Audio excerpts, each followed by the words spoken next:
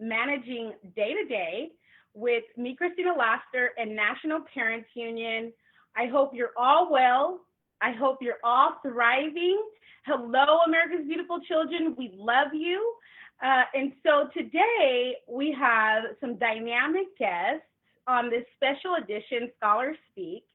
And I would like to bring them in so they can introduce who they are and talk about where they're at right now. Hello, Gabrielle and Lauren. How are you?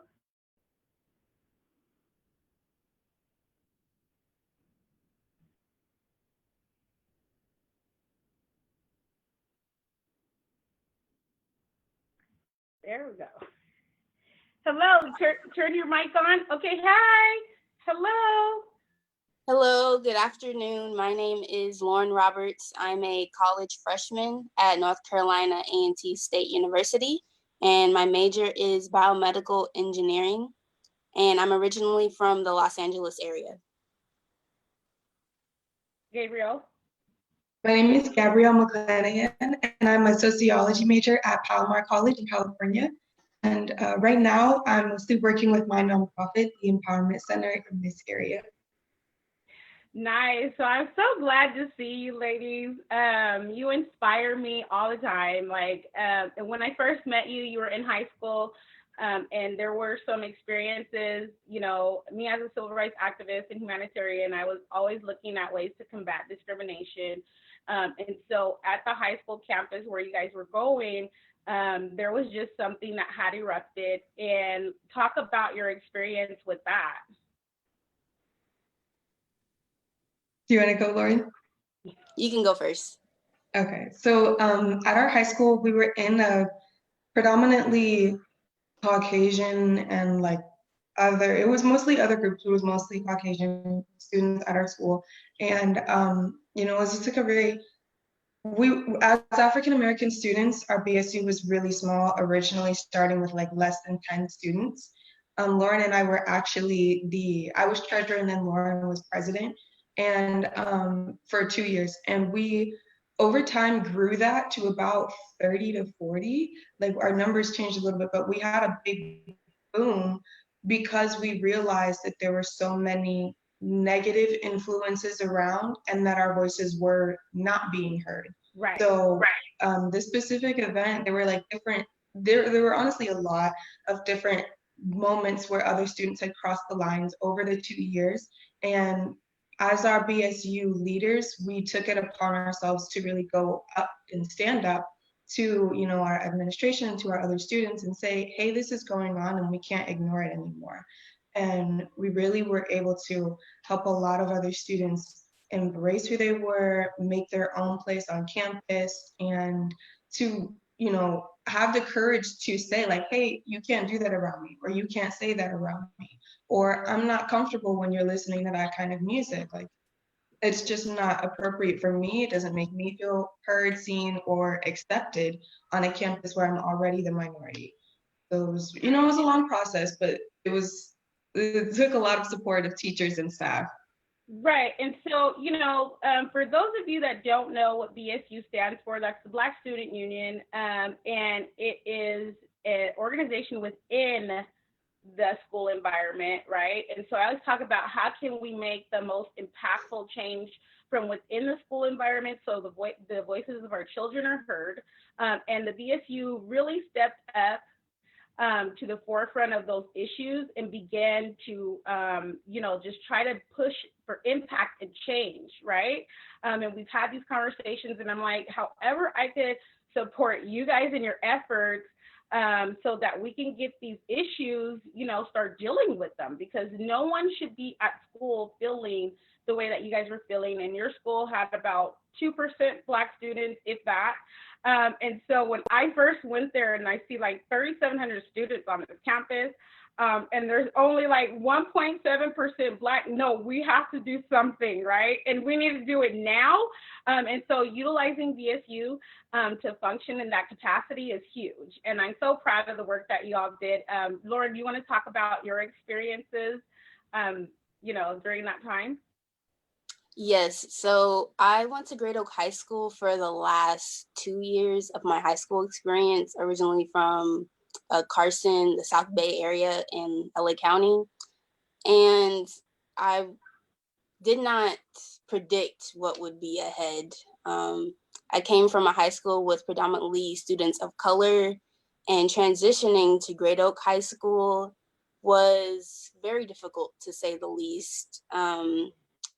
Like Gabby mentioned, there were a lot of instances where students or teachers had crossed the line. And I was originally in the Black Student Union at my previous school, and I knew for sure when I was transferring that I would be present in that club. And I just wanted to provide a safe space for Black students to be able to speak about the experiences and the issues that they see and experience every day. And at the time when I first transferred to Great Oak High School, there was no established Black Student Union.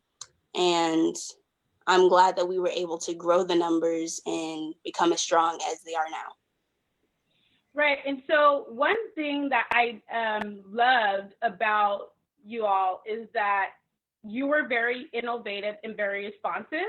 So when things took place, you guys were responding right away, pushing for change. And out of that came the Change Forum to stand up against discrimination, which is a legacy that you set forward that even continued after you left, right? And so talk about how you were able to push for change with the forum that people could attend on campus.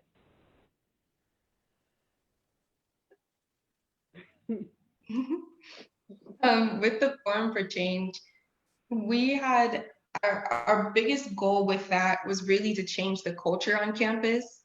Right. And so it took a lot of organization with the teachers and then getting different staffs and people who are heads of different teams. Also almost focusing on like the areas where we knew like if there was a certain problem that happened involving this sports team and this one, we want both those teams in the room.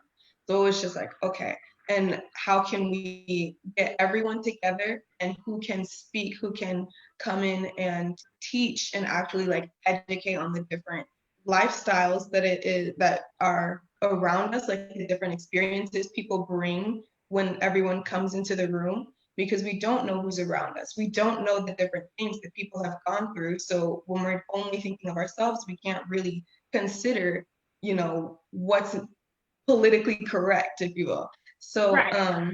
And so with the Forum for Change, I think, we the way we did it with the breakout sessions and then coming with a giant speaker and then having this person come and then go into the small groups and discuss. I think that really was impactful, even with bringing students from other schools into our campus, to one, make sure that everyone knows that they're not alone in the experiences that they've had, and two, to make sure that everyone knows they now have someone they can turn to, and that if not for the other 3,500 students on campus, there's at least like 200 in this room where, I have a friend in you, I have someone who will understand me in you, and I don't have to be alone on campus, and there's enough people on this campus to support me if I feel X, Y, and Z. Right. And what do you feel about the impact, Lauren, from the forum? For the first one, I know that it was huge, right? Took a lot of work, but made it happen, and was able to, like Gabriel said, bring in other students from other schools, community leaders, just, people that could speak to the issues directly. And this took place during a 2-hour block during the school day, which a lot of people, didn't think would happen, but we worked to make it happen. And so how do you feel the impact of that was? I was glad to see that the outcome of the Forum for Change, we gained a lot of support from not only students, but also administration and community members. And it really helped us to set a foundation and continue to promote change through activism. And at the Forum for Change events, even though some students weren't able to relate specifically to the stories I'm glad a lot of them were able to listen and able to empathize and really just be cognizant of what other people are going through, and that, like Gabby said, we are all friends and we just want to come to understanding. And you ladies were in various organizations and groups on campus during that time. And so talk about those experiences that you had in other groups and other organizations outside of BSU. That was, I think that was honestly a really exciting part where I didn't realize that my voice was being heard in so many different arenas. So I would literally leave from like a planning meeting with BSU and go into my next class, and they were finding out that I was just on the school announcements telling my story of discrimination. And I was like, are you serious? Like, Right? they're like, that was amazing. I'm so sorry you went through that. Oh my gosh. And I was like, wow, like that's crazy just to see. Like there are so many people who really don't know, but Right. also just because, or not because, like there's also people who are like allies in that. You're like, oh my gosh, how can I help you? How else can I stand up? I didn't realize that you had this going on. Can I come to a meeting now? Like there were so many of these different things where I was able to even, pull from the support from my different groups and be like, okay, we can do this. Like it's not just, the 2% Black kids on campus. We got about half these kids supporting us. Right. And you can really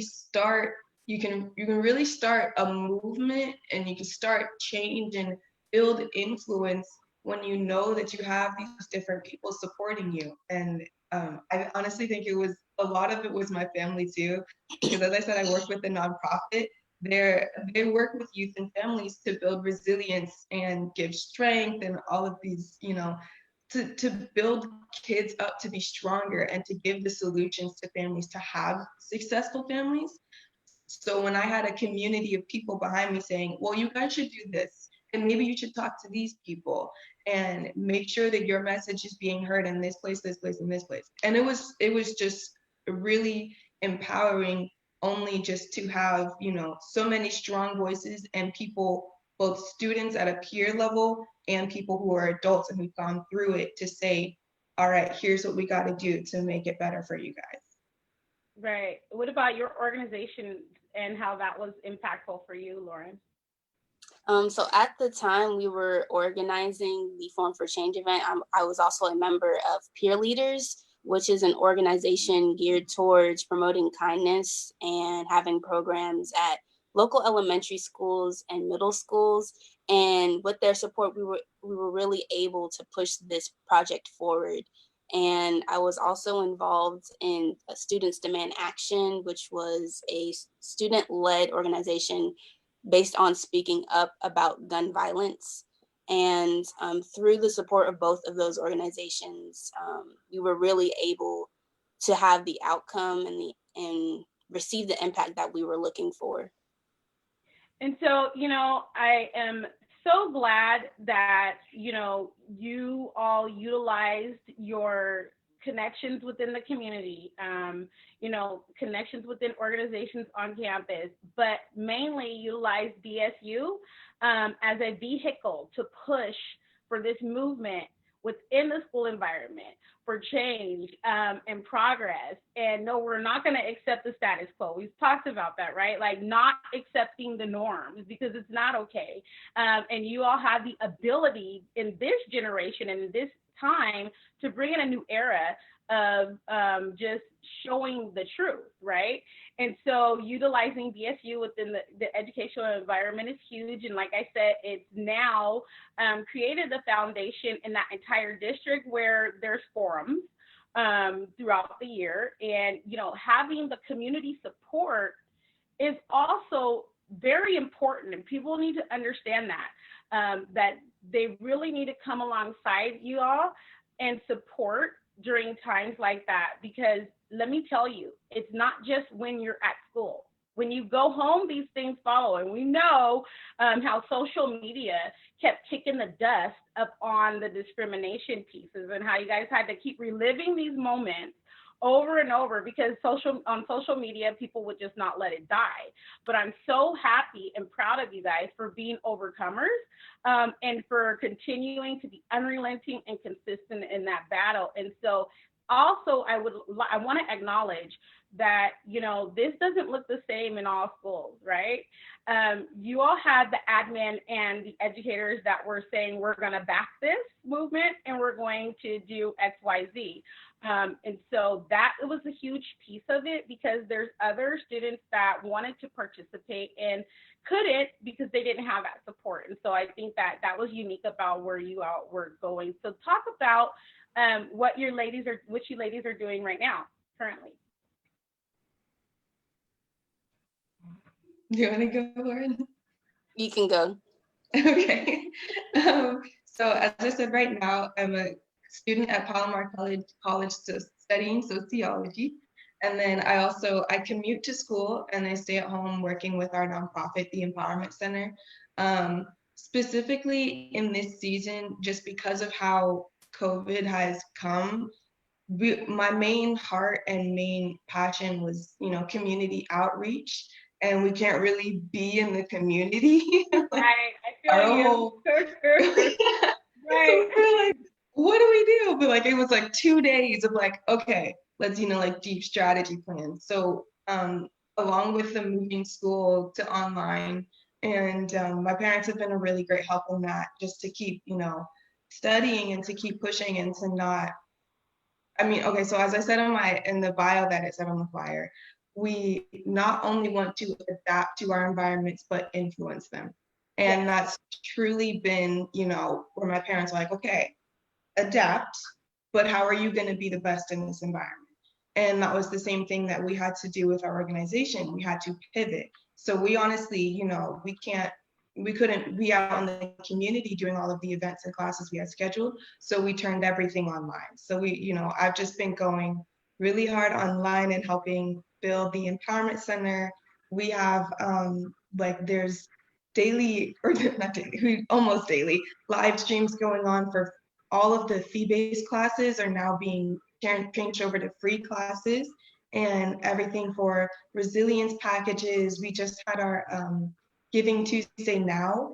It's like the nonprofit version for Giving Tuesday, which is like a donation platform, specifically during COVID.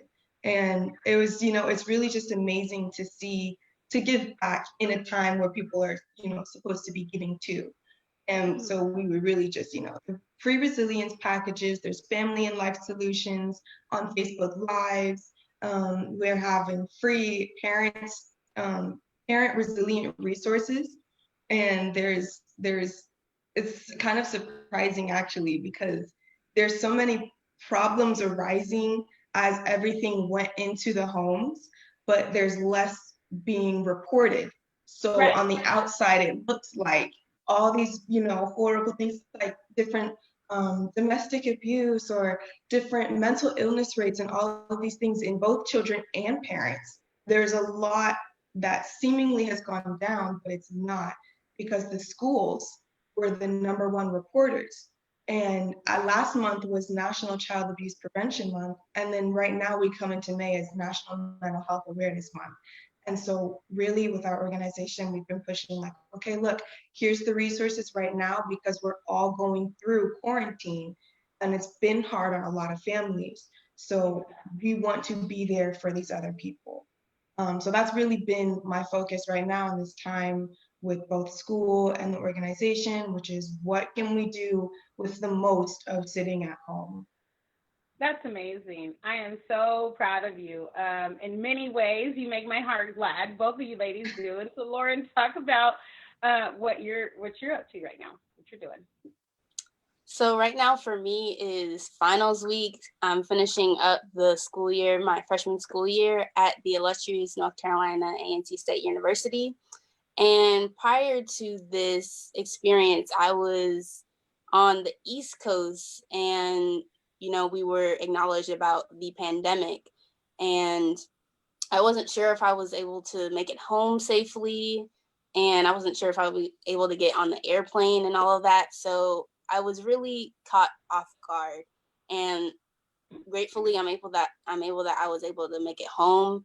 And now I've just been, like Gabby said, I've been able to adapt to the environment and make sure that I'm focused on my studies, my academics, while also thinking about everything that is going on right now. I'm surprised to hear that they're the opening up the society when obviously the numbers aren't decreasing at all. Right. I think that there are many of us that are really curious as to how that's going to look. And, you know, people keep saying, hey, are you going to go out? No, I'm Black and I'm sheltering in place because Right. our numbers, and I am not going to be, I don't want to be in that number. Okay. So I think that safety first. And your well-being and livelihood as priority, and you guys are amazing. You know how to adapt resiliently, consistently, unrelenting. And I just, you know, I thank you for even inspiring me during meetings and different things and saying, this is what's going on and what we talk about this, right? Like, how can we push for change? And I'm talking about foundational, lasting change, because that's what we want, right? And so, you know, share how your experiences in the movements that you have been in, you think will shape your future. I think for me, the I got a good look around in my high school years because it wasn't, you know, my all of those years it wasn't all bad. But I grew up in this area where it was where the bad stuff was okay. And then, Right. you know, growing up, I was deeply connected to the community, like my family and community that we run with the organization. And they were telling me like, no, that's not okay. And Right. so I had, I think those years in school gave me the understanding, and they gave me, you know, allowed me to find my footing in what I'm going to accept in my life moving forward. Allowed me to think, allowed me to build up standards almost pretty much of like, okay, you know, they may be cool, they may be a nice, you know, fun person, but I don't have to be emotionally connected with them. Like Right. you know, I was given the tools to say and, you know, create a boundary of like, okay, what kind of people am I going to accept in my life? What kind of relationships? And not just, you know, in a, oh, cut somebody off kind of way, but like being able to have an honest conversation with someone and be able to communicate with each other and say, you know, this is what I want. This is what is acceptable for me. This is why I feel that way. And how can we move forward? And I think that there was a lot of the, you know, moments in high school that were not that great allowed me to really, you know, work on that no muscle and like Right. be like, okay, you know, I don't, I'm not okay with this. And I'm not just gonna sit back and be like, well, that was funny, haha, and then just kind of like hide in the back. Like, no, there's, you know, it's, Yeah. you really have to shape the world that you live in. And I think that's really, it's encouraged me now where I can look back and be like, wow, I'm thankful for the experiences that I had in high school and for the people around me who were able to say, stand up for what you want and stand up for, you know, what's okay and what's not okay. And that's not really a skill that's given to a lot of kids. So, you know, when we grow up, now I'm looking around and I'm like, okay, I know that I'm not going to continue this relationship. Like, I know that I'm not going to, you know, pursue something in the way that I would have, whether that's like friends or teachers or anyone around. I'm like, this is not a safe person, or this is someone I can trust in. And I'm really thankful for my high school years and for the people who I had around. How about you, Lauren? During those 2 years at Great Oak High School, I definitely had to adjust. I wasn't used to that environment, coming from the Los Angeles area. And when I back at it now, I am grateful that I was able to persevere through it.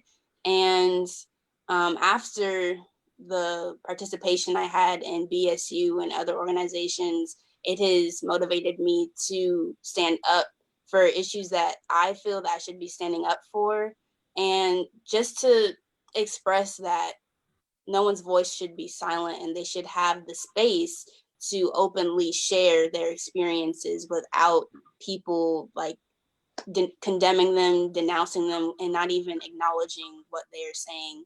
So I'm glad that we were able to provide that space in Black Student Union, and hopefully, I hope the Black Student Unions across the district and everywhere have that same dynamic. Yes, definitely pushing for that. And so, so grateful that you ladies have been overcomers. That makes you victorious in other areas where people are not. And I consider you future leaders right now, pushing for change within your generation, leading the movement towards progress and lasting change, but also being fortified, right? Because Gabby's talking about how now she knows what's dangerous and what's not, and she's not going to allow those unhealthy, she's establishing healthy boundaries instead of unhealthy boundaries. So definitely, kudos on that. That's difficult. It takes mastery, and that is a good thing to establish in your life at a young age. And so, do you have a final message that you'd like to share with everyone watching? I would say find your community. Find someone who you can rely on, especially in times where we're not able to go out safely. Find people around, find an internet group, an internet community, a Facebook group, somewhere where you can connect, somewhere where you can build yourself up in a time where almost every news media outlet, source, and whatever is saying what's wrong. Find some healthy people to get you to find what's right and to identify that and to really build on that. Whatever place you can. There's also a lot of self-education right now. It's like the biggest booming industry right now. There's free stuff all over the internet, and Harvard is offering free online courses right now. Like, it's crazy. Right. But so I would say find your community and don't use this time to be in a hole stuck somewhere. Use this time as a quiet, like set-in moment to really build yourself up. And in whatever arena that puts you in. As a kid who needs help for classes, find online tutors. As a teenager who is just in college and now they don't have any support, there's college kids all around the world who are in this same place just as you. And as parents, this is a whole different world for parents where it's just like, okay, what do we do? There's different places that apply to you, and there's resources for each one. So get connected with somewhere like that, whether it's, our organization or anywhere else. The Empowerment Center is all free and available for you. And how can they find your organization? Yeah, so that's our Facebook is the Empowerment Center. The website is theempowermentcenterintl.com. And all of those are free and available. There's free coaching sessions and things like that. Thank you so much. Go ahead, Lauren, and give your final thought.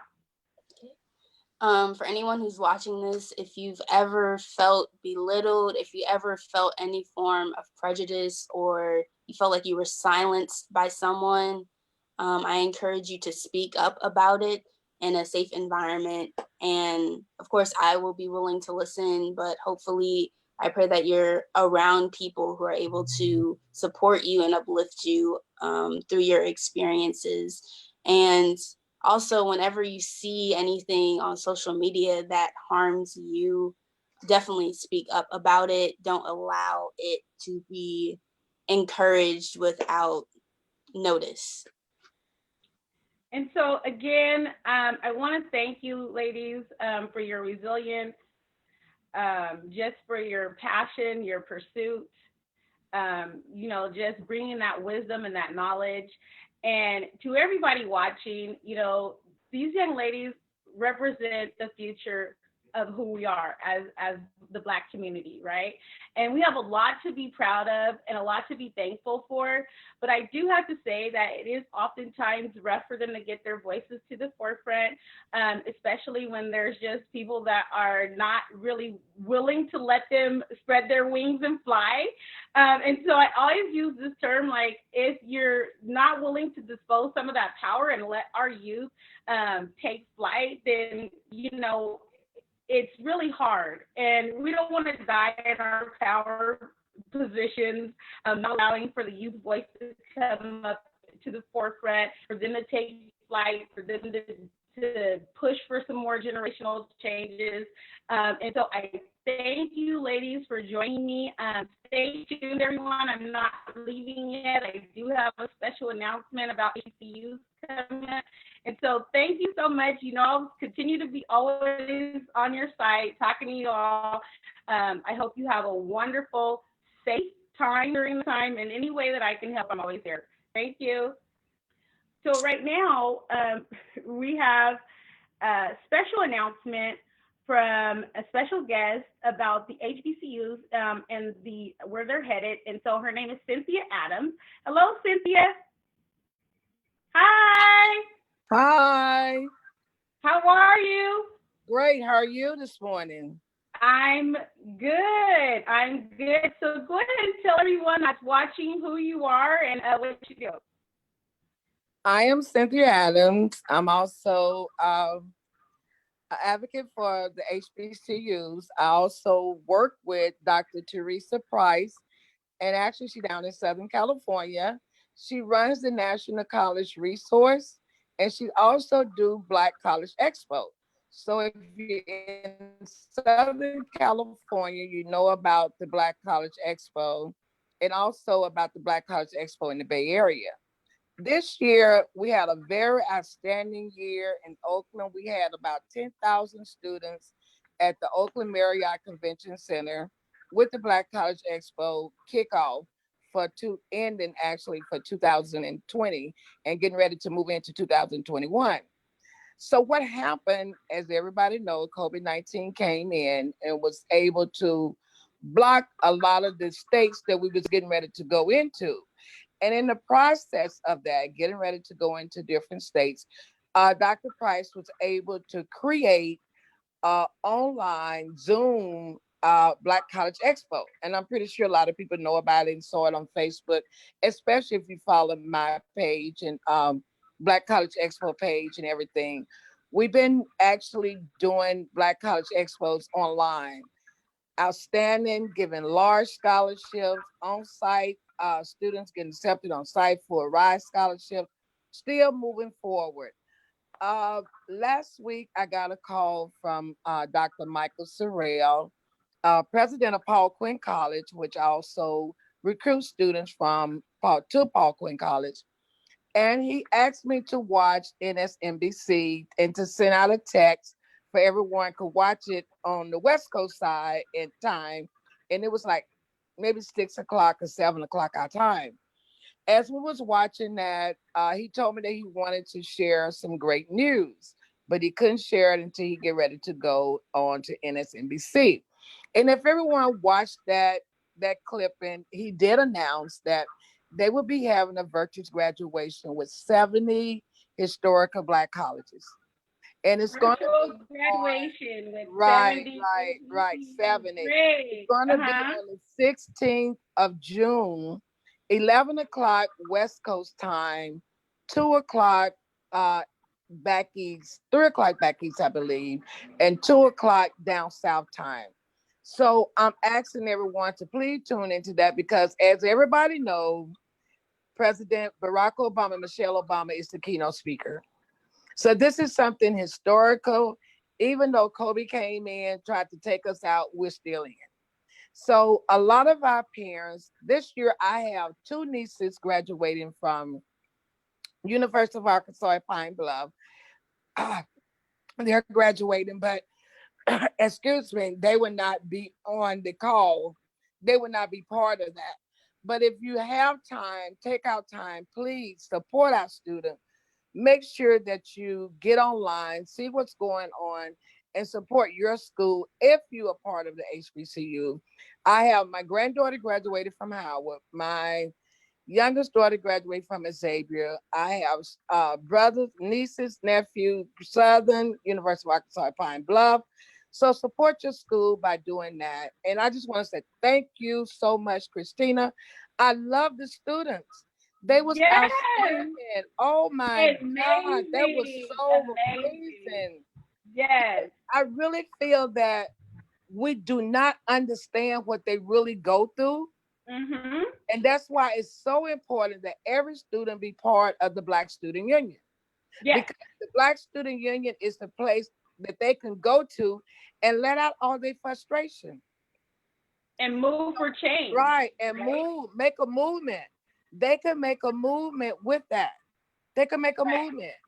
And Everybody's so, supposed to be able to go to school, have good time, learn what they're supposed to learn, but not to be in an environment where it's hate.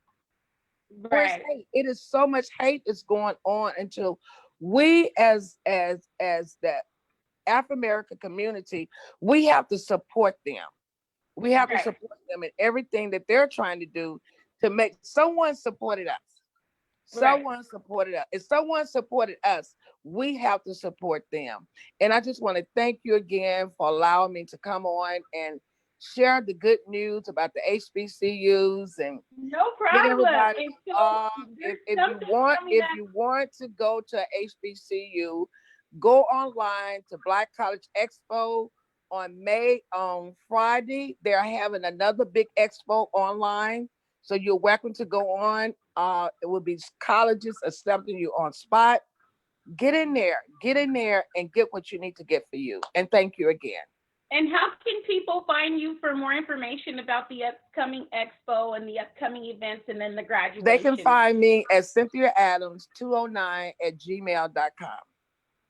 All right. Well, I'm glad you were able to make that special announcement. Thank you for all your hard work and what you do for our children. Thank I'll you. still Thank be in you. the trenches. If they let me out, I'll be right there in the trenches with the kids. Hey, Um, we right, both are. We are definitely staying in. And right, again, Afro American community, stay in. Do not get right, tricked out. Do not get tricked out. Stay right. in and stay safe. Stay safe. Everyone stay safe. And so thank you for coming, Cynthia. I appreciate that Thank you. announcement. Have a Okay, wonderful day. you too. You all Enjoy. I will. Thank you. And so you all have been watching Managing Day to Day with me, Christina Laster, and National Parents Union. I hope you're all well. I hope you're all thriving. Goodbye, America's beautiful children. We love you as always. I will see you again, same place, same time tomorrow when we have PE with Coach Robinson. Goodbye, everyone. See you tomorrow.